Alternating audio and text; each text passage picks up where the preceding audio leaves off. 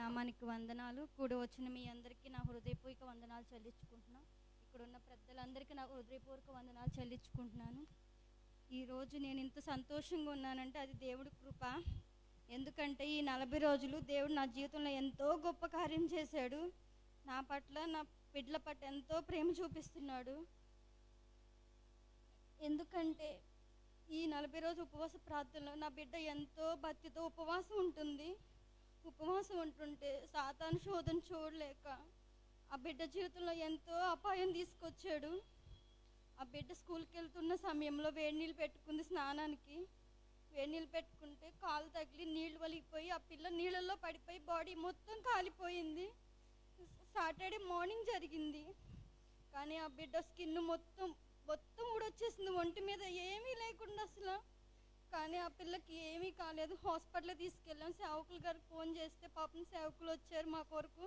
Hospital తీసుకెళ్తే మొత్తం హాస్పిటల్లో డాక్టర్ గారు లేరు. చూపించి మళ్ళీ ఇంటికి వెళ్దాం మమ్మీ అంటే, లేదు మమ్మీ నేను హాస్పిటల్కి వెళ్ళను, మందిరానికి వెళ్తాను, నాకు మందిరంలోనే తగ్గిద్దని చెప్పి ఆ రోజంతా మందిరంలోనే ఉంది. సాటర్డే ఆ పిల్ల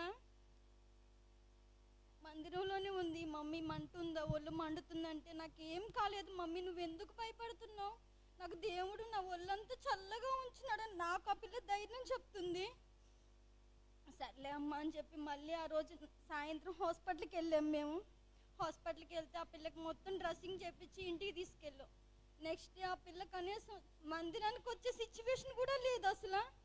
కానీ ఆ పిల్ల మందిరానికి వెళ్ళని ఆసక్తితో ఆ రోజు మార్నింగ్ సండే స్కూల్లో ఉంది. ఆరాధన అంతా అయిపోయేదాకా అలాగే కూర్చుని ఉంది ఆ పిల్ల.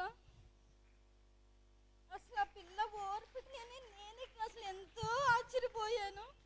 అంత బాధలో ఉండి కూడా అసలు ఆ పిల్ల కనీసం ఒంటి మీద బట్టలు కూడా వేసుకోలేని సిచ్యువేషను.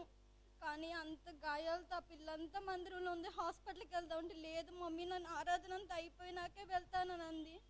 ఆరాధన అంతా అయిపోయేదాకా మందిరంలో కూర్చుని దైవ సేవకులు ఇద్దరు కలిసి హాస్పిటల్కి తీసుకెళ్ళి మళ్ళీ క్లీన్ చేయించి ఇంటికి తీసుకొచ్చేవారు. ప్రతిరోజు మా కొరకు ఎంతగానో మా సొంత తోడబుట్టిన కన్నా ఎక్కువగా మమ్మల్ని ఆదరించారు. అంత సేవకులు మా కొరకు మాకు దొరికినందుకు మేము ఎంతో సంతోషిస్తున్నాం.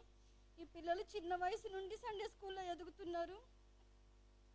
ఇంకా బలంగా సండే స్కూల్లో ఎదగాలి. నా పిల్లలిద్దరూ సండే స్కూల్లో నమ్మకంగా దైవ సేవకులు నమ్ముకుని ఉన్నాం. మేము వెంబడించే మనసు మాకు రావాలని మా కొరకు మీరందరూ ప్రార్థన చేయండి. ఈ చిన్న కుమార్తెకి ఇంకా మంచి ఆరోగ్యం కావాలి. దేవుడు ఆ బిడ్డ గాయాలన్నీ స్వస్థపరచాలని, బిడ్డ కొరకు అక్కడ ఉన్న ప్రతి ఒక్కరు ప్రార్థించాలని కోరుకుంటున్నాము. ఈ చిన్న సాక్ష్యం దేవుడికే మహిమ కలుగును గాక. ఈ చిన్న సాక్ష్యాన్ని దేవుడు దీవించి ఆశీర్వదించును గాక.